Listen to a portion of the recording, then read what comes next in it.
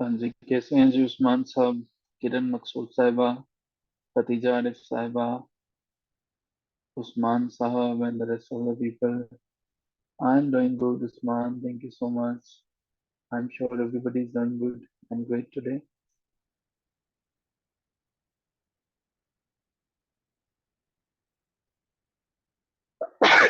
अल्हम्दुलिल्लाह। तो जी honourable participants, हम फिर शुरू करते हैं विदाउट एनी डिले आज की जो क्लास है।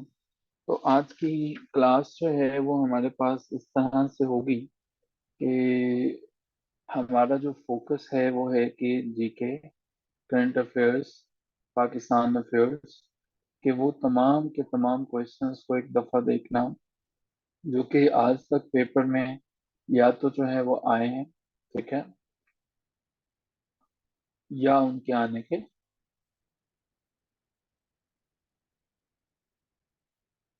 बड़े ब्राइट चांसेस हैं। उनको जो हमने देखना है और डिटेल से देखने की कोशिश करेंगे, और हम देख भी रहे हैं। काफी डिटेल में चीजें हम देख चुके हैं।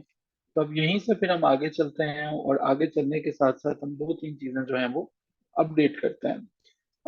इसमें हमारे पास आज आ जाता है जी जनाब सर सैयद अहमद खान। सर सैयद अहमद खान का क्या मतलब होता है? सर सैयद अहमद खान जो है वो एक ऐसा इंसान था जिसने बरसगीर के मुसलमानों का नक्शा बदल के रख दिया था। भाई, बरसगीर के मुसलमानों को कोई पूछता नहीं था। जो ब्रिटिश राज के साथ उनकी सिचुएशन चल रही थी, वो कुछ इतनी वर्स्ट किस्म की सिचुएशन थी। बस कमाल हुआ पड़ा था मुसलमानों को तब्दील करना, सारी की सारी चीजें। लेकिन हमारे लिए तो वो तमाम चीजें इंपॉर्टेंट हैं जो कि एग्जाम्स का हिस्सा रह चुकी हैं, जो पिछले पेपर्स में आ चुके हैं। तो वन बाय वन हम उन तमाम चीजों को देखने की कोशिश करते हैं। सर सैयद अहमद खान की कहानी को समझते हैं, और फिर ये देखते हैं कि जो सर सैयद हैं उनका आखिर मोटिव क्या था, क्या सिचुएशन थी, और क्या डिटेल्स है। लीजिए, सर सैयद की कहानी कुछ यूं है कि सबसे पहले तो आप ये याद रखेंगे कि सर सैयद अहमद खान अक्टूबर 17 को ये नौजवान पैदा होता है। और जब हम इनकी डेट ऑफ बर्थ को याद रख ही रहे हो तो साथ में इनकी डेट ऑफ डेथ भी याद रख लो, 27 मार्च। और साल है 1898। दुनिया में बहुत कम लोग ऐसे होते हैं जो कि तहलका मचा देते हैं, मानो दुनिया बदल के रख देते हैं। और दुनिया को ऐसे बदल के रख देते हैं कि जिससे सारी की सारी दुनिया देखती है कि कमाल हो गया जनाब, ये वाली जो सिचुएशन है ये इससे पहले तो कभी किसी ने पैदा नहीं की थी। सर सैयद अहमद खान भी उन्हीं में से एक थे। तो पहले नंबर पे मैं कुछ जेनेरिक बातें, और फिर जो है वो एग्जाम फोकस बातें। याद रखिएगा, जो क्वेश्चन, जो स्टेटमेंट मैं यहाँ पे आपके सामने व्हाइट बोर्ड पे लिख लूँ, ये स्टेटमेंट वो स्टेटमेंट है जो कि प्रीवियस पेपर का हिस्सा रह चुकी है। सो मेक इट श्योर कि ये आपने इससे अच्छे तरीके से नोट कर लिया है। ये सारे के सारे क्वेश्चन प्रीवियस पेपर्स में आ चुके हैं। सर सैयद अहमद खान जो है वो वजह शोहरत जो है वो क्या है? अलीगढ़ मुस्लिम यूनिवर्सिटी। लेकिन ये अलीगढ़ मुस्लिम यूनिवर्सिटी क्या है, कहाँ से बनती है? ये बेसिकली कहानी में अलीगढ़ मुस्लिम यूनिवर्सिटी को समझने के लिए हमें जाना पड़ेगा 1875 में, साल 1875। जब सर सैयद अहमद खान जो हैं एक कॉलेज बनाते हैं जो कि एमएओ कॉलेज था, मोहम्मदन एंग्लो कॉलेज। अब इस कॉलेज में सारी की सारी वो चीजें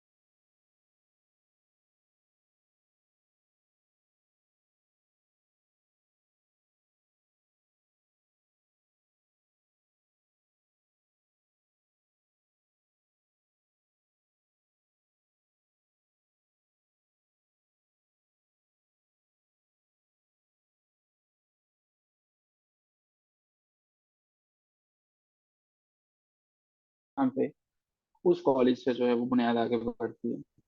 इससे पहले आपने सर सैयद के बारे में बहुत सी चीजें देखी होंगी, बहुत सी चीजें समझी होंगी, जानी होंगी, लेकिन मैं सर सैयद अहमद खान के बारे में जो चीजें आपके साथ शेयर कर रहा हूँ वो न सिर्फ इंतहाई इम्पोर्टेंट है, बल्कि ये भी याद रखिएगा कि सर सैयद के साथ सर सैयद बहुत से इंटरव्यूज का भी हिस्सा रहता है, यानी कि आपके इंटरव्यूज के अंदर भी डिटेल से क्वेश्चंस पूछता है सर सैयद के बारे में। खैर, coming back to the topic, और हमारी स्क्रीन भी हमारे पास वापस आ चुकी है। प्लीज इसका स्क्रीनशॉट ले लीजिएगा साथ साथ, हो सकता है कि दोबारा फिर से जो है वो कोई प्रॉब्लम हमें ना देखने को मिले। तो एक ऐसा बंदा था जो कि फिलोसफर था, एक ऐसा बंदा था जो कि अनिश्चित जो है वो हिंदू मुस्लिम यूनिटी की बात किया करता था कि इनको इकट्ठा रहना चाहिए, लेकिन बाद में जो है ये वही बंदा था जिसे बानी समझा जाता है टू नेशन थ्योरी का। Two nation theory sir Syed Ahmad Khan ने सबसे पहले दी। अब ये टू नेशन थ्योरी है क्या? Two nation theory basically ideology का नाम था कि भाई मुसलमान अलहदा है और हिंदुओं के साथ नहीं रह सकता। और यही वो मूवमेंट है जिसे कहा जाता है कि सर सैयद अहमद खान की यही मूवमेंट पाकिस्तान बनाने की वजह बनती है, पाकिस्तान की सबसे बड़ी वजह यही मूवमेंट बनती है। सो जी, सर सैयद अहमद खान एक ऐसा बंदा था जिसके पास LLB की डिग्री थी। आप हैरान होंगे कि सर ये LLB तो सुना था, लेकिन ये LLD किसका नाम है? LLD बेसिकली लीगम डक्टम को कहा जाता है, लीगम डॉक्टर को कहा जाता है। और इसका मतलब ये होता है कि डॉक्टर ऑफ लॉज, एक ऐसा पर्सन जो कि लॉ को बड़े अच्छे से समझता है। तो सर सैयद अहमद खान के पास भी LLD की डिग्री थी, जो उन्होंने यूनिवर्सिटी ऑफ ईडनबर्ग से ली थी। यूनिवर्सिटी ऑफ ईडनबर्ग जो है वो वहां से इन्होंने ये ली थी। ईडनबर्ग से लेने के बाद, और ये ली थी इन्होंने 1889 के अंदर जो है वो। ये सारी तफसीलात जो है वो आई एम श्योर आपको याद होगी होगी। और अभी क्लास जैसे ही खत्म होती है तो मैं देखना चाहूंगा कि कितने जीनियस हमारे पास ऐसे हैं जिन्हें ये सारी की सारी चीजें अभी के अभी याद हो चुकी हैं। हाउ मेनी जीनियस देयर जिन्हें ये सब की सब बातें, सब की सब चीजें अभी के अभी याद हो चुकी हैं। तो आगे चलते हैं यहाँ से। Usman is great. तो सैयद अहमद खान की वफात जो है वो 80 ईयर्स में होती है, 80 साल में होती है। अच्छा, ये बंदा इतना इम्पोर्टेंट है कि क्या CSS, क्या PMS, क्या PCS, क्या PPSC, क्या FPSC, हर जगह हर एग्जाम्स में ये जो है वो बंदा छाया हुआ है। तो मेक इट श्योर कि आपकी इसके साथ दोस्ती हो चुकी है।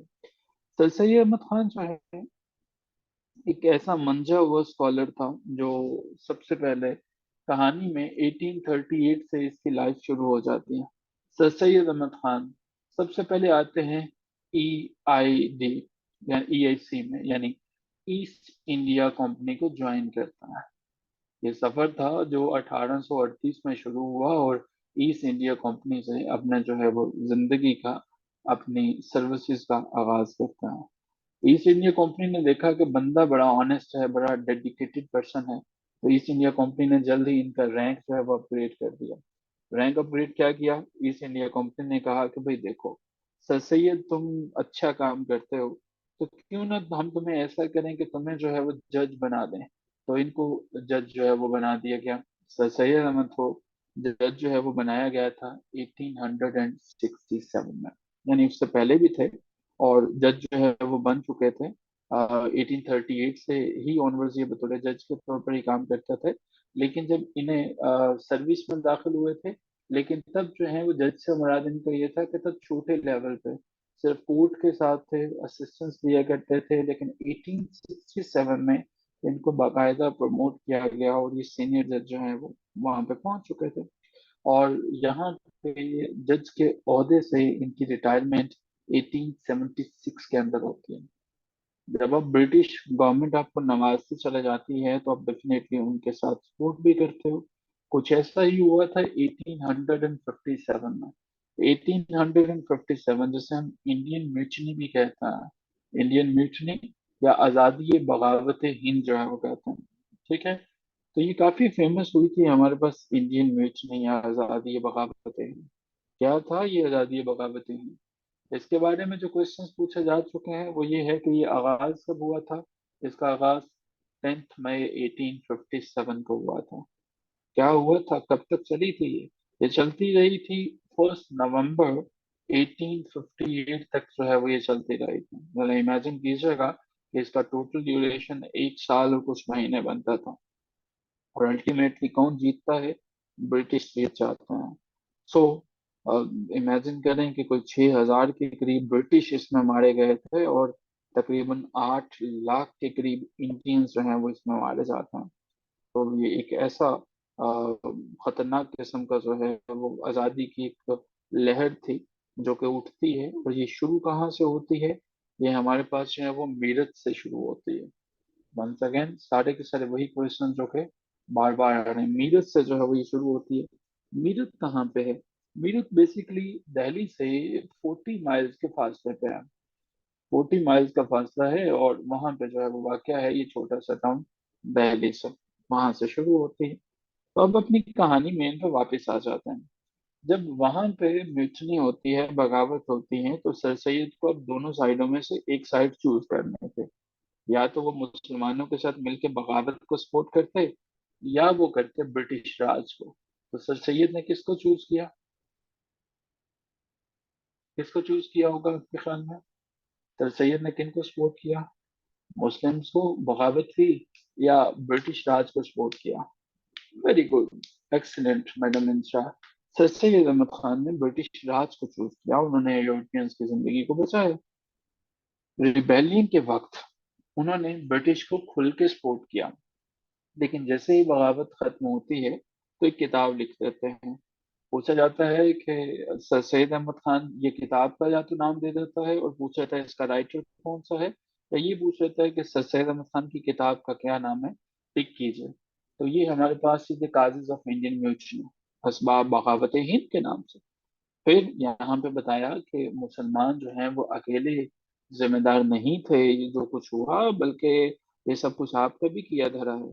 लेकिन सर सैयद ने सख्ती से महसूस कर लिया कि भाइयों, अगर मुसलमानों को तरक्की लेनी है तो मुसलमानों को प्रमोट करना पड़ेगा।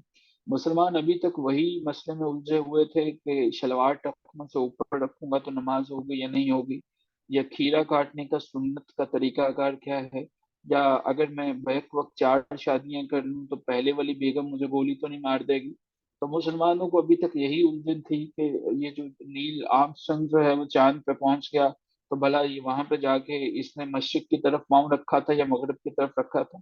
तो सर सैयद ने समझाया कि भाई बस कर दो, और इस समझाने के लिए वो एक ऑर्गेनाइजेशन की बुनियाद रखते हैं जो कि साइंटिफिक एजुकेशन थी। तो सैयद समझ चुके थे कि मुसलमानों को अगर मुझे आगे लेके चलना है, मुझे बढ़ावा देना है इनकी तालीम को, तो बहुत जरूरी है कि मैं साइंटिफिक एजुकेशन को प्रमोट करूं। और sir Syed Ahmad Khan scientific education को प्रमोट करने के लिए पहला इदारा बनाते हैं, और उसका नाम होता है विक्टोरिया स्कूल। विक्टोरिया स्कूल, अगर आप नाम पे गौर करेंगे, विक्टोरिया स्कूल जो कि बनाया जाता है गाजीपुर के मुकाम पे, गाजीपुर के मुकाम पे जो है वो हमारे पास जो है, गाजीपुर के मुकाम पे बनने वाला ये जो इदारा था, अपनी नौयत का पहला इदारा था। कायम तो किया जाता है 1859 में, लेकिन आगे चल के बहुत मुख्तलिफ होने वाला है। 1863 के अंदर जो है वो चीजें बदलती हैं। कैसे चीजें बदलती हैं, आपकी दफा सर सैयद अहमद खान महसूस कर लेते हैं कि भाई अगर तो मुझे मुसलमानों को वाकई आगे लेके चलना है तो साइंसी बुनियादों पे मुझे आगे लेके चलना पड़ेगा। और वो साइंटिफिक बुनियादों पे आगे लेके जब चलते हैं तो फिर मुसलमान वाकई में बदलना शुरू हो जाते हैं। अब साइंटिफिक बुनियादों पे क्या था, कुछ किताबें ऐसी थी कि हमारे पास जो है जिनको ट्रांसलेट किया गया, इंग्लिश में थे। Sir neutron and revolt word are same. देखिए जी, दोनों को दोनों रिफर तो करते हैं रेजिस्टेंस को, लेकिन म्यूटनी का मतलब ये होता है कि रिबेलियन किसी अथॉरिटी के अगेंस्ट, जैसे कि हमारे पास 1857 के थे। इसका मतलब है जो सिपाही, जो सोल्जर्स होते हैं, बेसिकली जब वो किसी कमांडिंग ऑफिसर के खिलाफ उठते हैं, whenever the soldiers they rebel against their commanding officers or the higher rank officials, it falls under the category of mutiny. For instance, 1857 the very example is there. Revolt on the other hand एक broader term है, जिसका मतलब है कि कुछ public उठ जाए, कोई भी उठ जाए, सिटीजन्स उठ जाए, वो पॉलिटिकल ऑपरेशन के खिलाफ हो, वो रिवॉल्ट है। म्यूटनी जो है वो फोर्सेस की होती है, जबकि रिवॉल्ट जो है वो पब्लिक का होता है। I am sure I have answered your question, Irfan. तो coming back to the topic, Mohammad sir Syed Ahmad Khan ने 1863 में जनाब इसको करते हैं प्रमोट। 1863 में जब इसको प्रमोट किया जाता है तो ये फिर बनती है एक वेस्टर्न स्टाइल की साइंटिफिक एजुकेशन। अब मैं आपको ये भी बता दूं कि ये साइंटिफिक एजुकेशन से क्या मुराद था। देखो भाई, मगरिब के लोग ये किया करते थे कि अपने लोगों को, एडल्ट्स को बड़े अच्छे से साइंटिफिक तालीम दिया करते थे। मतलब 12वीं तक ये चीज लाजमी थी कि उन्होंने जो है बड़े बेहतरीन तरीके से सारी की सारी चीजें अपने बच्चों को सिखानी है। और अगर वो अपने बच्चों को अच्छे तरीके से नहीं सिखाते थे तो ये समझा जाता था कि it is a case of insult for them. Sir Syed Ahmad Khan ने कुछ यही फैसला यहाँ पे किया है कि भाई अगर हमें आगे निकलना है, अगर हमें वाकई कंपटीशन के एग्जाम्स में बैठना है, अगर हमें वाकई हिंदुओं से मुकाबला करना है, तो हमें आगे बढ़ना पड़ेगा। और 1863 का ये जो स्कूल है ये पहली करी थी। सर सैयद की जर्नी शायद लंबी नहीं, बहुत लंबी थी। ये हमें पता चलता है जब आगे चल के साल 1875 यानी 1875 में सर सैयद अगला काम करते हैं, और वो बड़ा काम था MAO college, Mohammedan Anglo oriental college. Mohammedan Anglo oriental college मुसलमानों की साउदर्न एशिया में पहली यूनिवर्सिटी, यानी फर्स्ट यूनिवर्सिटी, पहली जामिया मुसलमानों के लिए। अब जब इसको कायम किया जाता है तो सर सैयद अहमद खान जो है वो बार बार इसमें बताते हैं कि हम लोग जो हैं कोशिश करते हैं कि ब्रिटिश राज के खिलाफ नहीं चलें। ब्रिटिश राज जो है वो उसको सपोर्ट करने की कोशिश करते हैं। और यहाँ पे कहानी शुरू होती है उर्दू की। क्योंकि उर्दू हिंदी तनाज़ा 1867 में हमारे पास आ चुका था, तो सर सैयद अहमद खान ने अब की दफा उर्दू को जो है वो प्रमोट करना शुरू कर दिया था। और उर्दू को प्रमोट किया गया था मोहम्मदन एंग्लो ओरिएंटल कॉलेज के जरिए। सर सैयद अहमद खान, सर सैयद अहमद खान ने बहुत से काम किए, और एजुकेशन में तो मैं ये समझता हूँ कि सर सैयद अहमद खान का कोई भी सानी नहीं था। सर सैयद अहमद खान को कोई ऐसा पर्सन नहीं था कि जो इनको पीछे कर सकता, या इनकी जितनी जो है वो चीजें कौम को जो है वो दे सकता जो इन्होंने दी। ये सर सैयद अहमद खान के बारे में वो चीजें थी जो कि एक्सपेक्टेड क्वेश्चंस थे। यहाँ तक कोई कितने लोग ऐसे हैं जिन्हें याद हो चुके हैं जो चीजें मैंने भी बताई हैं।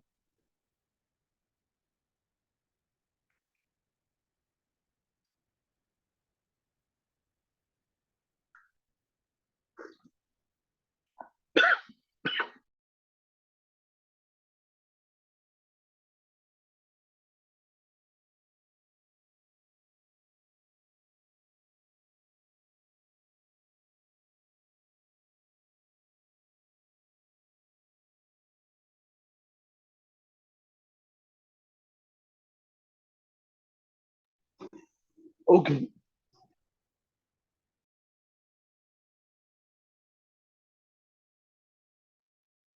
ग्रेट जी। अब हम यहाँ से आगे चलते हैं और सिर्फ वही क्वेश्चंस डिस्कस करेंगे जो हमारे पास पिछले पेपर्स में आ चुके हैं। टॉपिक हमारा रहेगा सर सैयद अहमद खान, लेकिन क्वेश्चन जो है वो सारे के सारे प्रीवियस पेपर्स के जो है वो रहेंगे। सर सैयद अहमद खान के बारे में पहली चीज कि सर सैयद अहमद खान पैदा कहाँ पे हुए थे, तो ये दिल्ली में पैदा हुए थे। सर सैयद अहमद खान ने जब हिंदू मुस्लिम तनाजात जो है वो पैदा होते हैं, जब हिंदू मुस्लिम तनाजात आते हैं, तो एक किताब लिखते हैं, और उस किताब का नाम जो है वो तबीनुल कलाम है। नाम इम्पोर्टेंट है, इनफैक्ट बहुत इम्पोर्टेंट है। तबीनुल कलाम ये वही किताब थी कि जिसमें सर सैयद अहमद खान ने ब्रिटिश राज को ये बताने के लिए कि मुसलमान और क्रिश्चियंस इन दोनों के दरमियान बहुत सी चीजें सिमिलर हैं, एक जैसी हैं, उनको जो है वो तबीनुल कलाम के अंदर जो है वो लिखा। तबीनुल कलाम के साथ साथ जो है वो एक और काम था, सर सैयद अहमद खान जो है अपने इदारों में एजुकेशनल कॉन्फ्रेंसिस को जो है वो प्रमोट करते रहते थे।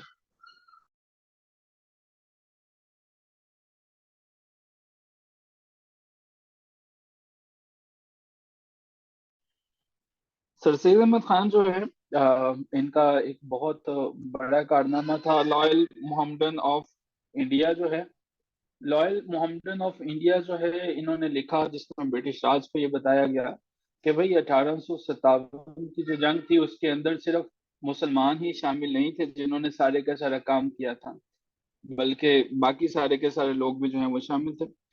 1857 की जंग में पूछा जाता है कि सर सैयद अहमद खान तब कहाँ थे, तो ये बिजनौर के मुकाम पे जो है वो सर्व कर रहे थे। सर सैयद अहमद खान ने पहला जो मदरसा था वो 1859 में मुरादाबाद में शुरू किया था। 1863 में जो है इनकी कंट्रीब्यूशन रही थी गाजीपुर के अंदर। गाजीपुर में जो इदारा कायम करते हैं वो आगे चल के प्रमोट होता है। तो यही वो इदारा है जो कि साइंटिफिक सोसाइटी भी कहलाता है। ये साइंटिफिक सोसाइटी एक जर्नल पब्लिश किया करता था। इम्पोर्टेंट क्वेश्चन है कि सर सैयद अहमद खान का बनाया हुआ इदारा क्या पब्लिश करता था, एक जर्नल पब्लिश करता था। 1866, साल 1866, ये पहला जो है वो अपना गजट या जर्नल जो है वो पब्लिश करता है। इस गजट की या जर्नल की अहमियत ये है कि मुसलमानों के जितने मसाइल थे सारे के सारे उनको डिस्कस किया जाता था। जैसे हमारे पास जो है वो एक कॉपी इंग्लिश में होती थी और एक कॉपी जो है वो उर्दू में होती थी। 1859 मुरादाबाद में स्कूल टाइम करते हैं, 1863 में गाजीपुर में। सर सैयद अहमद खान जब अलीगढ़ इंस्टीट्यूशन को कायम करते हैं तो बोर्ड ऑफ ट्रस्टी, एक क्वेश्चन पूछा जाता है कि अलीगढ़ इंस्टीट्यूशन का सबसे पहला बोर्ड ऑफ ट्रस्टी कौन थे।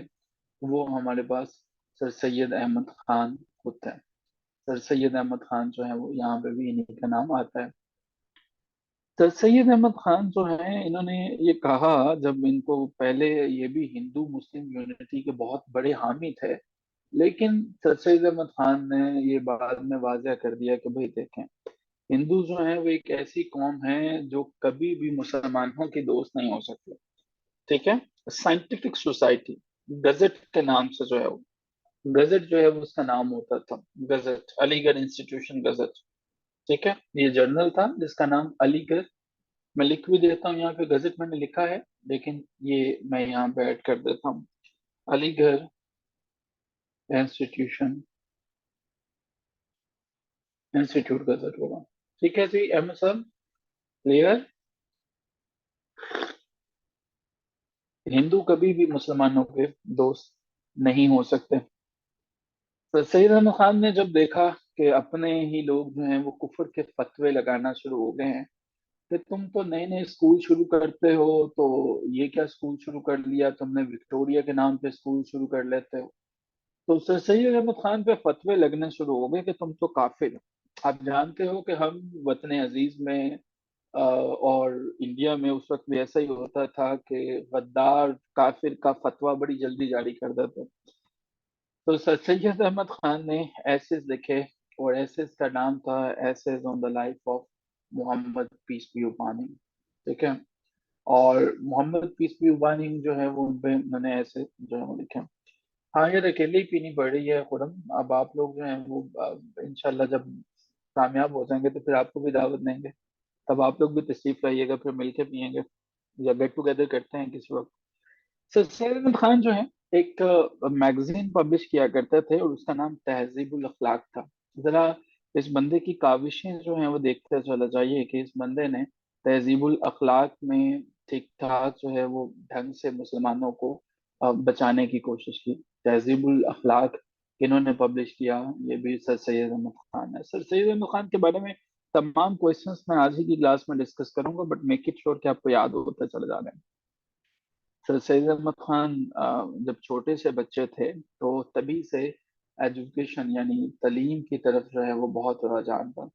सर सैयद अहमद खान जो है अच्छा खुरम साहब, अहमद साहब, जिस चीज को हम पेपर में, चूंकि प्रीवियस पेपर्स के क्वेश्चंस डिस्कस कर रहे हैं, तो जो क्वेश्चन हमारे पास होगा हम सिर्फ अभी वही डिस्कस करेंगे। ठीक है। जो पेपर में पूछा गया अभी तो मैं वही डिस्कस करूंगा, और चूंकि ये बहुत कसीर तादाद में है, मुमकिन है ये आगे चल के भी आ जाए। ठीक है। तो तहजीबुल अखलाक का ईयर क्या है, इस तरह से अगर हम एक एक क्वेश्चन पे रुकेंगे और उसकी मल्टीपल डायमेंशंस को डिस्कस करेंगे ना, तो we will not be able to cover up all the things. तो आप ऐसा कर लीजिएगा कि ये छोटी छोटी चीजें आपको आसानी से मिल जाएंगी, कि ये जो मैं बता रहा हूँ वैसे तो मैं इसको आगे चल के डिस्कस कर लूंगा, ये आ जाएंगी हमारे पास।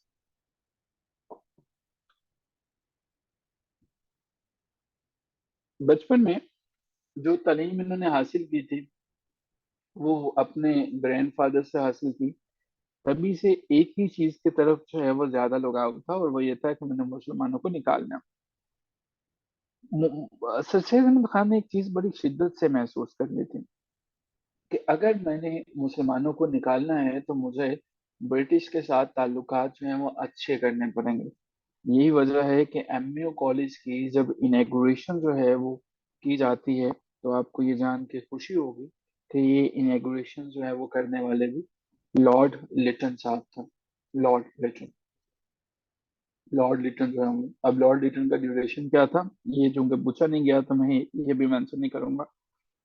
अलीगढ़ इंस्टीट्यूशन गजब के बारे में मैं बता चुका हूँ पहले, लेकिन सवाल पेपर में ये पूछा गया कि ये कौन सा पेपर था। ये हमारे पास जो है वो वीकली पेपर था, ठीक है।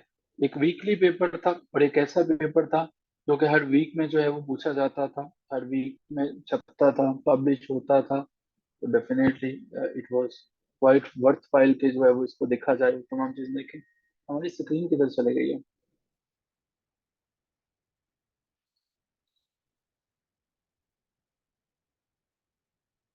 अच्छा, ये क्या हुआ? सब चीजें गुमसुम क्यों हो गई हैं? चले, नहीं मिली तो हम रिकॉर्डिंग से इसको निकाल लेंगे। तो इसकी रिकॉर्डिंग प्लीज शेयर कर दीजिएगा दिनेश साहब आज की ना। आपकी कोई चीज मिस नहीं होगी, इसकी रिकॉर्डिंग लेक्चर की मिल जाएगी, मेरा ख्याल है कि वो ना क्लियर हो गया। बट जित अगर जो चीज मिस हो गई है ना वो रिकॉर्डिंग मिल जाएगी इसकी, ठीक है। जी जी, कोई मसला नहीं है। आप टाइम इसका नोट कर लीजिएगा, ये रिकॉर्डिंग में देख लीजिएगा इसकी, अब आपके ग्रुप में भी शेयर कर देंगे टू मेक इट श्योर कि कोई चीज मिस ना हो आपकी। अगर स्क्रीन शॉट नहीं लिया तो वहां पे आ जाएगी। सॉरी, सर सैयद अहमद खान जो है वो इन्होंने एजुकेशनल कमेटीज भी बनाई बनारस के मुकाम पर।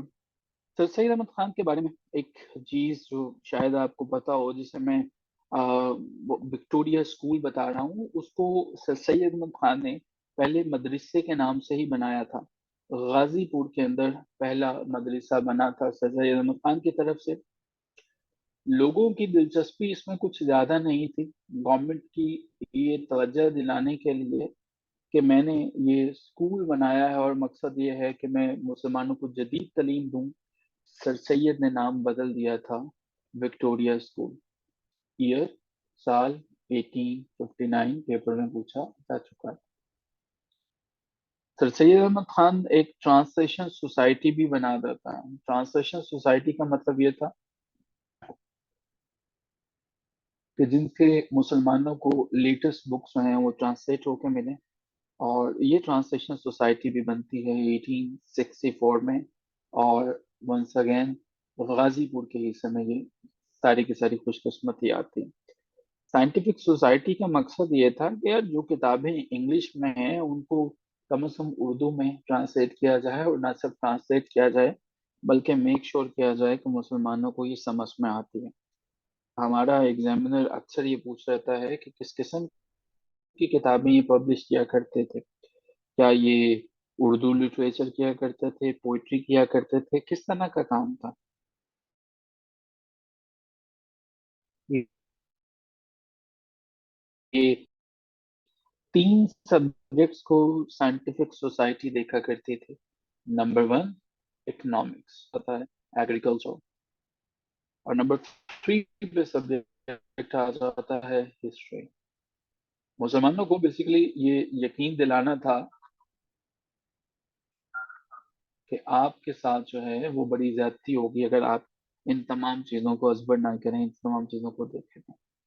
सारी की सारी ट्रांसलेटेड जो किताबें थी, ये सर सैयद अहमद खान कोशिश करते थे कि मुसलमान इसको जरूर पढ़ें। ये सर सैयद अहमद खान के इदारे की लाइब्रेरी में पढ़ी रहती थी। लेकिन वो 1867 में होने वाला उर्दू हिंदी तनाज़ा सर सैयद अहमद खान को अंदर तक झंझोड़ देता है। और इस तरह से ये बुजुर्ग एक बुनियाद रखते हैं नई मूवमेंट की, और उसके फाउंडर बन जाते हैं। और वो है अंजुमन तहरीक उर्दू।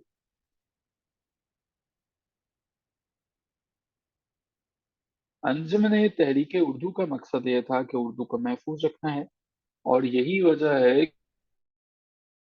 कि 1867 में ही सर सैयद अहमद खान फिर इंट्रोड्यूस करवाते हैं टू नेशन थ्योरी। कहा जाता है कि टू नेशन थ्योरी के असल बानी सर सैयद अहमद खान से भी पहले अल बैरूनी है। अल बैरूनी वो हैं कि जिन्होंने महमूद अफ गजनवी के दौर में इसको इंडिया के अंदर वो आए थे। और महमूद अफ गजनवी के दौर में जब वो आए थे तो तभी उन्होंने अल हिंद के नाम से जो है वो किताब लिखी थी। उसने अल बैरूनी ने भी ये बताया था। अल बैरूनी का ये कहना था कि एक ऐसी कौम है जहाँ पे, एक ऐसा मुल्क है जहाँ पे दो कौमें जो हैं वो रहती हैं, लेकिन दोनों के दोनों बहुत मुख्य हैं, ना एक दूसरे के साथ कॉम्प्रोमाइजेस करती हैं। कोई एक गाय को ज़िबा करे तो लोग उसको ज़िबा करने दौड़ते हैं। और इसी तरह से मुख्तलिफ इसने अपने मुशाहिदात को अल हिंद के अंदर लिखा। दूसरे नंबर पे इसी बात की तर्जमानी करते हैं सर सैयद अहमद खान। एक सीरीज आपको रिकमेंड करूंगा जब आपको टाइम मिला आपकी प्रिपरेशन से, तो वो जरूर देखिएगा। कायद, जिन्ना से कायद। ठीक है, जिन्ना से कायद या कायद से जिन्ना, कुछ ऐसे इसका नाम है। जिन्ना से कायद है या कायद से जिन्ना है, बट लिखेंगे आसानी से मिल जाएगी ये। इसमें आपको ये सारे के सारे करेक्टर्स नजर आ जाएंगे, मिलते जुलते करेक्टर्स आ जाएंगे। ठीक है मैडम, इसका क्या नाम है जरा कंफर्म करेंगे?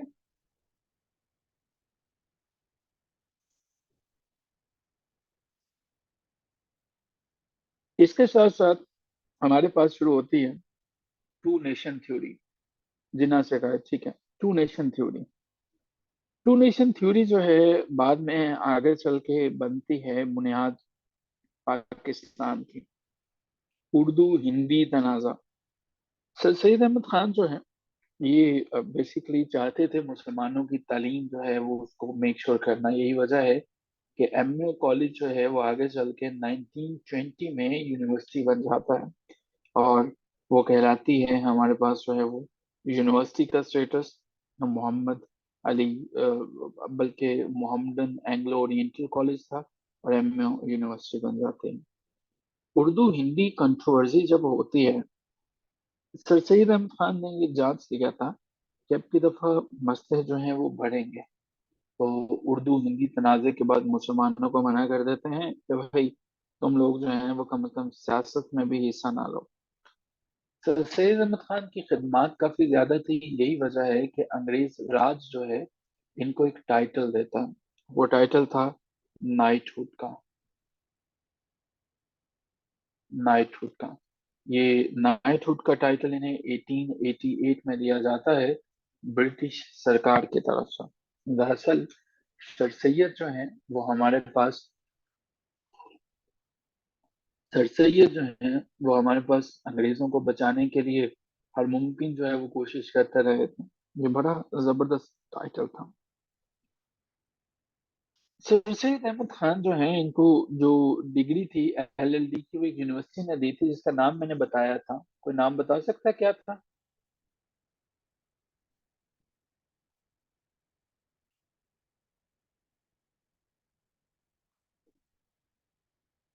जिस यूनिवर्सिटी ने सर सैयद को एलएलडी की डिग्री दी थी, वो डिग्री जो दी थी उस यूनिवर्सिटी का नाम क्या था? शाबाश, वेरी गुड। वो हमारे पास ईडन बर्ग थी। मैं आपको ये भी बता दूं कि उन दिनों में इंडियंस जो हैं वो इंग्लैंड में जाना उनका काफी मुश्किल हुआ करता था। लेकिन सर सैयद जो हैं इंग्लिस्तान में पहली दफा जाते हैं 1869 में। और आपके हमरा होते हैं आपके बेटे, जिनका नाम सैयद महमूद होता है। सैयद महमूद जो हैं वो अपने वालिद के साथ जाते हैं और बड़ी क्लोजली जो है वो ऑब्जर्व करते हैं तमाम की तमाम चीजें। यही वजह है कि तबूनुल कलाम के अंदर जो है सर सैयद अहमद खान बड़ी क्लोजली तमाम चीजों को लिखते हैं और बताते हैं। तो भाई देखो क्रिश्चियनिटी और मुसलमानों के अंदर कौन कौन सी चीजें जो है वो कॉमन है। सर सैयद अहमद खान की जहाँ पे बहुत सी पब्लिकेशंस हैं, पहले मैंने बता दिया लॉयल मोहम्मदन ऑफ इंडियंस है। दूसरा हंटर पर Hunter base sir Syed Ahmad Khan की ही तहरीक है। सर सैयद अहमद खान जब 1857 की जंग थी, तो उस वक्त जो है वो बिजनौर के मुकाम पे जो है वो ये तैनात थे। इनकी तैनाती जो है वो बिजनौर के मुकाम पे थी। सर सैयद अहमद खान के बारे में कुछ फैक्ट्स जो बार बार आते हैं कि गाजीपुर में 1863 में इन्होंने कायम किया, स्कूल कायम किया। साइंटिफिक सोसाइटी 1864 में की, उसका मकसद इंग्लिश से उर्दू में ट्रांसलेट करना था। सर सैयद अहमद खान ही जो है वो हमारे पास वो बंदे थे कि जिन्होंने तारीखे सरकशी बजनौर भी लिखा था।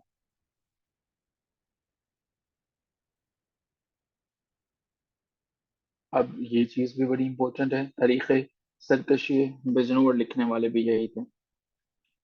सर सैयद अहमद खान जो है, इनको जब इनकी इतनी खिदमत देखी, तो साल 1878 में सर सैयद अहमद खान जो है वो इन्हें अपॉइंट कर लिया गया था member of imperial legislation council, जिसके बाद में मोहम्मद अली जिन्ना भी जो है वो मेंबर बने थे काउंसिल।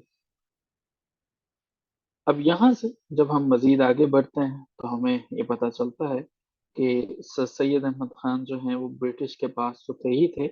एक रिसाला पहले भी बता चुका हूँ, लेकिन बार बार ये क्वेश्चन आ रहा है, तहजीबुल अखलाक के नाम से जो है वो भी इन्होंने जो है वो जारी किया। इसको भी प्लीज मेक श्योर कीजिएगा कि आपने इसे देख लिया। सर सैयद अहमद खान जो है ये इनकी सारी की सारी खिदमात थी, जो कि बार बार हमसे जो है वो पूछी जाती हैं और हमें पता होनी चाहिए। कुछ क्वेश्चंस ये सर सैयद की खिदमत के बारे में थे। एक क्वेश्चन जो है जो पेपर में 4 दफा आ चुका है, सर सैयद के फादर का नाम पूछ लिया गया है कि फादर का नाम इनसे क्या था। इनके फादर का नाम जो है वो मीर मुत्तकी था।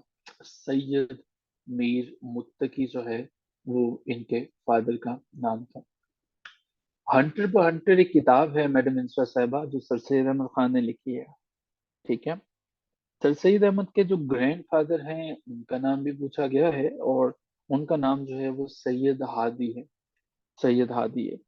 सर सईद अहमद खान की मदर का नाम भी पूछा गया है, जो कि अजीजुन निसा है। तो प्लीज इसको भी जरा देख लीजिएगा, अजीजुन निसा।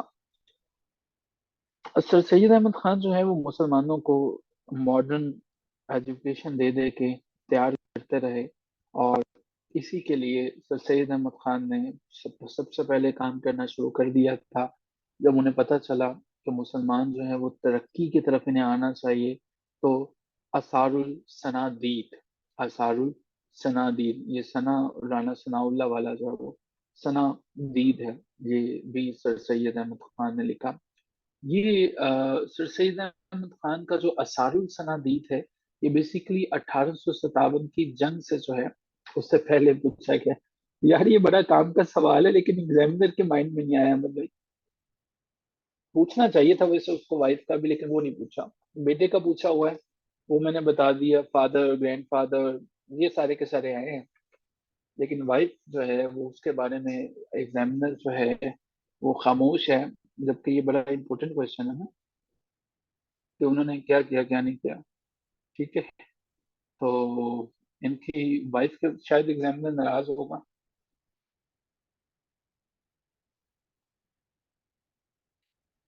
तो सैयद अहमद खान जो है ना, हाँ हाँ, तो वाइफ के बारे में नहीं कभी पूछा।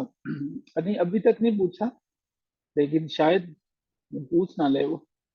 लेकिन अभी तक नहीं उसने कभी पूछा, वाइफ वाली गुस्ताखी नहीं की। अच्छा जी, फर्स्ट एडिशन जो असारुल सनादीद का था वो हमारे पास जो कब आया था, उसकी डेट जरा नोट कर लीजिएगा। ये भी पूछता है वो 1846 में था।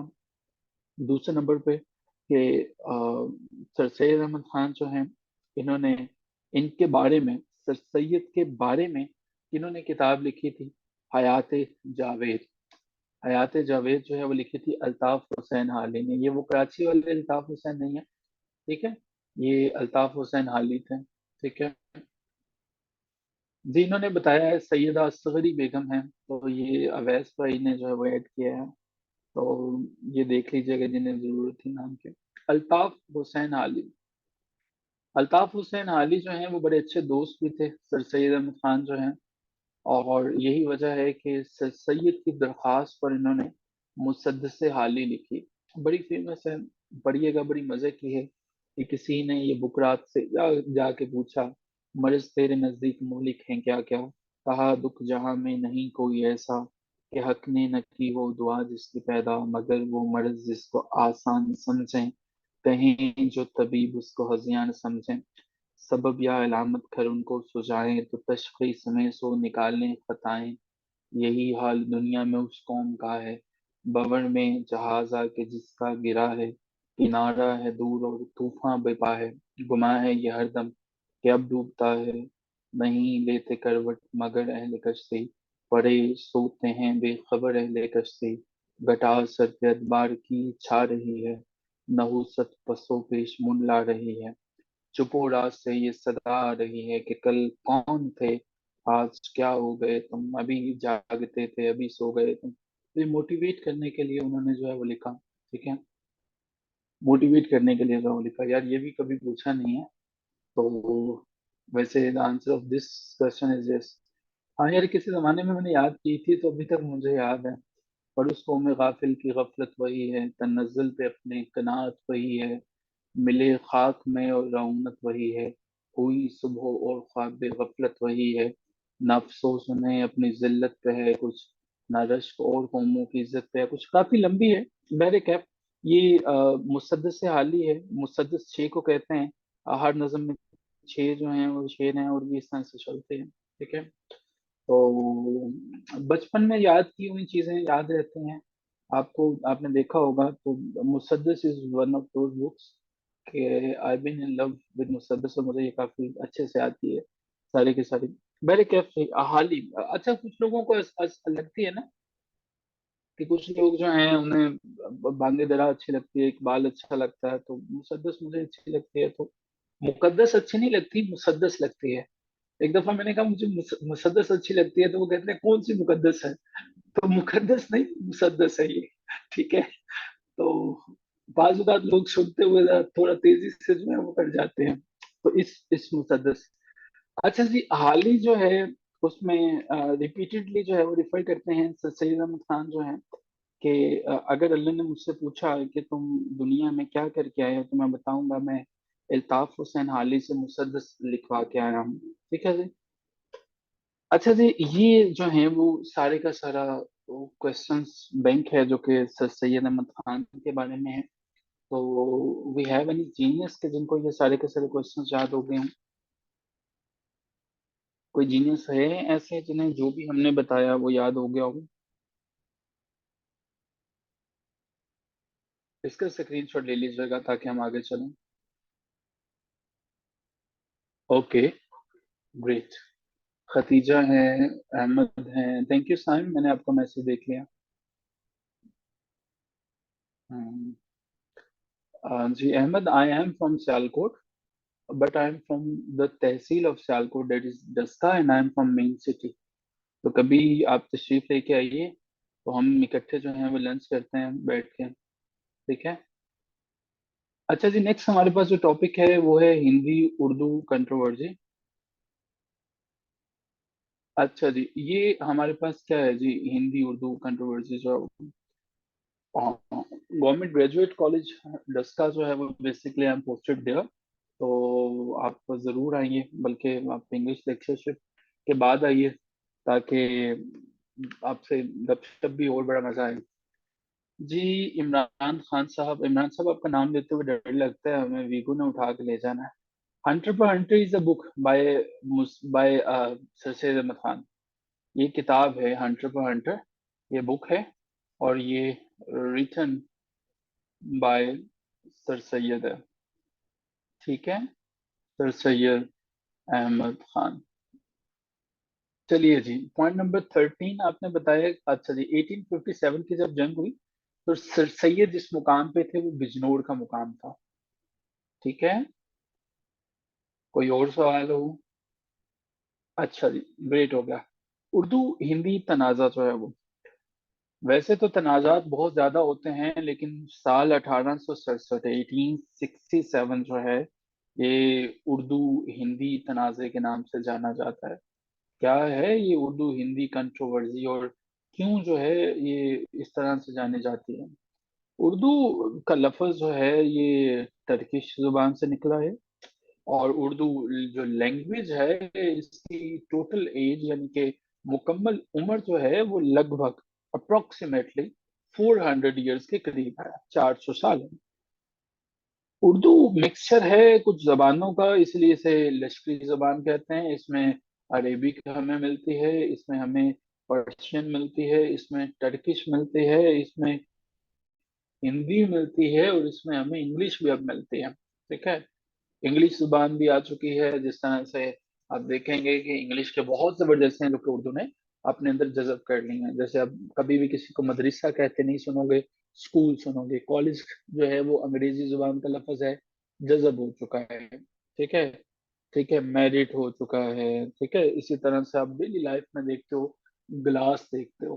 ठीक है, ग्लास देखते हो। हालांकि उर्दू जुबान के पास जो है अपने अल्फाज का बड़ा जखीरा है। ठीक है, चिराग मौजूद है बल्ब के लिए, लेकिन नहीं इस्तेमाल करेंगे।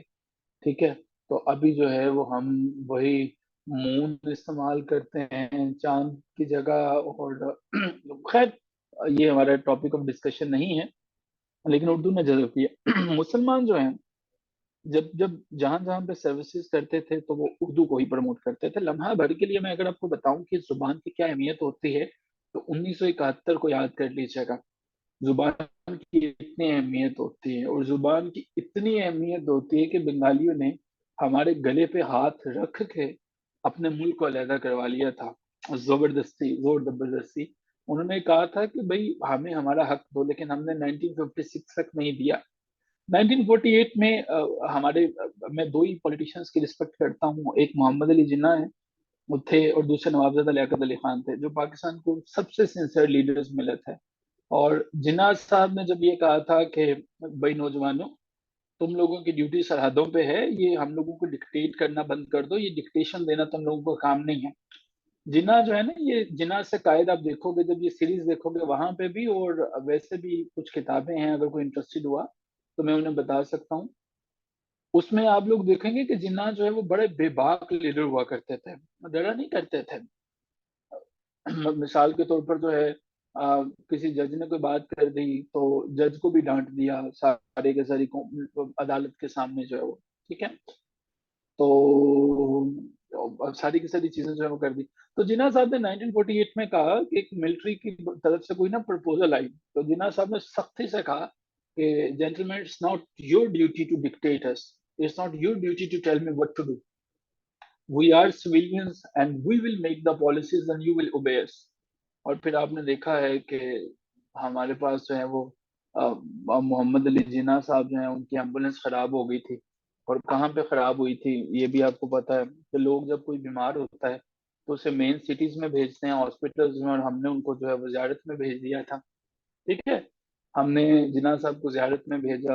और मेरा भाई, अगर देखें आप, फातिमा जिन्ना की किताब है ना सारी की सारी, will come to me a lot many things. और फिर रावलपिंडी के लियाकत बाग में हमने 16 अक्टूबर को नवाबजादा लियाकत अली खान साहब के साथ भी क्या किया, वो भी हम सबके सामने है। बैठेगा।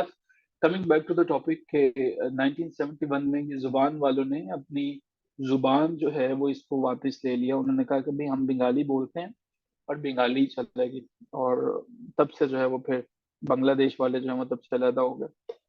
खैर जी, यहाँ पे हमें जो है वो पता चलता है, हमारे पास जो है वो मोहनदास गांधी जो है वो आते हैं। और ये गांधी साहब जो हैं, इन्होंने एक बड़ी जबरदस्त किस्म की जो है वो शरारत की 1917 में। गांधी साहब ये कहते हैं कि भाई देखो, उर्दू के अंदर तो वो दमखम ही नहीं है। 1917 में ये कहते हैं कि हिंदी, सिर्फ हिंदी वो जुबान है कि जो नेशनल लैंग्वेज बन सकती है। तो ये बात पूछी जाती है कि 1970 में या किस लीडर ने ये कहा था कि सिर्फ हिंदी नेशनल जो है वो लैंग्वेज बनेगी, तो वो मोहनदास गांधी थे। मैंने बताया कि उर्दू के लिए जो है वो अंजुमन तरक्की, अंजुमन तहरीक उर्दू जो है, वो तो बनाई थी सर सैयद अहमद खान ने। अंजुमन तहरीक उर्दू जो है वो निफाज उर्दू, जो उर्दू को निफाज करती थी। लेकिन जो तरक्की थी, अंजुमन तरक्की उर्दू जो है वो नवाब मोहसिन उल मुल्क ने की थी। ठीक है, नवाब मोहसिन उल मुल्क जो है वो ये उन्होंने की थी। फिर उसके बाद जो है हमारे पास अगला क्वेश्चन आ जाता है कि बनारस जो है वो, बनारस बेसिकली एक ऐसा इंस्टीट्यूशन था जो कि उर्दू को प्रमोट किया करता था। तो बनारस इंस्टीट्यूट कब जो है वो बनाया गया था? बनारस इंस्टीट्यूट जो है वो बनाया गया था 1861 के अंदर। अच्छा जी, प्रैक्टिकल स्टेप लिया गया था उर्दू को प्रमोट करने के लिए, लेकिन तब जो तनाज़ा नहीं था, लेकिन तनाज़े की हवा जो है वो पैदा हो चुकी थी। देखें, 1948 में मोहम्मद अली जिन्ना साहब ने कहा था कि पाकिस्तान की जुबान सिर्फ और सिर्फ उर्दू होगी। बंगाली तब से जो है वो खिलाफ हो गए थे। उन्होंने कहा कि नहीं, मोहम्मद अली जिन्ना साहब, हम लोग जो है वो अपनी जुबान चाहते हैं। और ये आज़ादी की तहरीक में ना सबसे ज्यादा जो रोल अदा किया था वो इन्हीं ने किया था। और पहले क्या, 1971 के इलेक्शन में ये जस्टिफाइड थे, ये ठीक कहते थे कि हमारी सीटें जो हैं वो 170 के करीब करीब हैं, तो आप हमें जो है वो मौका दें, हम लोग डिजर्व करते हैं। ये 81 सीटों वाला कैसे हुकूमत बना सकता है? और जुल्फकार अली भुट्टो साहब कहते थे नहीं, मेरी सीटें कम है लेकिन मैं मगरबी पाकिस्तान में मैं हुकूमत करूंगा, क्योंकि आपकी पार्टी ने यहाँ से कोई वोट नहीं जीता। तो अवामी लीग कहती थी कि यहाँ से जीता या नहीं जीता, हमने जीता तो पूरे पाकिस्तान से ही है ना। तो यहाँ से 0 सीटें अगर हमें मिली हैं तो इसका ये मतलब तो नहीं है कि हम यहाँ पे हुकूमत नहीं कर सकते। तो जुल्फकार अली भुट्टो ने कहा कि भाई नहीं, बात यह है कि आप लोगों ने यहाँ से वोट नहीं जीते तो आप हमारे लोगों पे हुकूमत भी नहीं कर सकते। लेकिन जुल्फकार अली भुट्टो गलत था, और मुजीबुर रहमान ने ठीक कहा था, उसको वो डिजर्व करता था कि उसकी हुकूमत बनती, और हमें हुकूमत बनानी चाहिए थी। वो डिजर्व करता था, शायद हमें पाकिस्तान को इस तरह से टूटने नहीं देना चाहिए था। बहरकैफ, ये जी हैं जो उर्दू हिंदी कंट्रोवर्सी के बारे में जो है वो क्वेश्चंस आ चुके हैं अभी तक जो है। तो यहाँ तक ये रहेंगे जी हमारे पास उर्दू हिंदी कंट्रोवर्सी। और कल जो है वो फिर हम डिस्कस करेंगे पाकिस्तान के बारे में चीजें जो है वो। लेकिन उससे पहले हमारी डिस्कशन चलेगी खिलाफत मूवमेंट पे। खिलाफत से बहुत से क्वेश्चंस आ जाते हैं, और फिर खिलाफत के बाद हम जो है वो आ जाएंगे पाकिस्तान पे। पाकिस्तान को डिस्कस करेंगे, पाकिस्तान के बारे में मुख्तलिफ चीज़ों को डिस्कस करेंगे। मोहम्मद अली जिन्ना पे जो क्वेश्चंस आ चुके हैं, इकबाल पे जो क्वेश्चंस आ चुके हैं, कॉन्स्टिट्यूशनल हिस्ट्री। और इस वीक में पाकिस्तान अफेयर्स को खत्म करके अगले वीक में हम जो है वो इस्लामिक स्टडीज को शुरू कर लेंगे। पॉइंट नंबर 8 जो है वो, बनारस, बनारस में ना एक इंस्टीट्यूशन कायम किया गया था 1861 में, और वो उर्दू के निफाज के लिए था, कि उर्दू को प्रमोट करने के लिए, उर्दू में लिटरेचर को पब्लिश करने के लिए, उर्दू में चीजें जो है वो छापने के लिए। तो वो हमारे पास 1861 के अंदर जो है वो प्रमोट होता है और वजूद में आता है। ठीक है अहमद साहब, बाकी सबको भी याद हो चुका है? क्यों जी, शहरियार साहब, शहरियार साहब आपको याद हुए हैं ये पॉइंट सारे के सारे? अच्छा, आप में से किसी का पॉइंट मिस ना हो जाए, इसकी ना रिकॉर्डिंग शेयर कर दी जाएगी। इंशाल्लाह लाजमी आ जाएगी ग्रुप में, मेरा ख्याल है कोई 10-11 बजे तक आ जाएगी। ठीक है, तो लीजिए इसको डिस्कस करते हैं। ये पॉइंट्स प्लीज अपने पास इनको महफूज कर लीजिए, अपने नोट्स बना ले। हमने असल में किया ये है कि तमाम के तमाम जो क्वेश्चंस, यानी कि जितने प्रीवियस पेपर्स में आ चुके हैं, टॉपिक वाइज उनको कलेक्ट कर लिया आपके आसानी के लिए, और वो आपके साथ जो है वो शेयर भी करते रहते हैं, उन्हें अपडेट भी करते रहते हैं। तो हमारे पास ये है। देखें, असल में ना 1867 में जाके कंट्रोवर्सी शुरू होती है। उससे पहले तो बुनियाद ही बनती है ना। जिस तरह से मैंने बताया कि मोहम्मद अली जिन्ना साहब ने जब ये कहा कि पाकिस्तान, पूरी की पूरी जो पाकिस्तान है उसकी जुबान सिर्फ उर्दू होगी, बंगालियों ने 1948 से रोला डालना शुरू कर दिया था। उर्दू मूवमेंट या उर्दू का निफाज बेसिकली ये एक ऐसी कंट्रोवर्सी थी कि जिसमें हिंदू ये चाहते थे कि उर्दू को खत्म कर दिया जाए। उर्दू दफ्तरी जुबान थी, ब्रिटिश जो है वो इसे एक्सेप्ट करते थे। ये उन दिनों में उत्तर प्रदेश, बिहार के अंदर जो है वो एक इरादा था। उनका इरादा ये था कि हिंदी को जो है वो ऑफिशियल लैंग्वेज बनाया जाए उर्दू की बजाय, या उर्दू को जो है वो प्रमोट ना किया जाए। ठीक है, उर्दू इतनी पावरफुल होती चली जा रही थी कि मुसलमान जो हैं वो सारे के सारे वो उर्दू को लिंगुआ फ्रैंका समझते थे। लिंगुआ फ्रैंका तो आपको पता ही होगा कि सबकी जो जुबान थी। तो अब जो है वो हिंदू ये कहते थे कि जी मुसलमानों की जुबान भी हिंदी है। और असल में मुगल एम्पायर जो थे, मुगल का जो टेन्योर था, तब उर्दू जो है वो प्रमोट होना शुरू हो गई थी। तो उर्दू पर्शियन के बाद सबसे ज्यादा बोले उर्दू जो है लैंग्वेज बन चुकी थी लेटर ऑन। जिस तरह से हमारी नेशनल लैंग्वेज जो है वो उर्दू है अब जो है।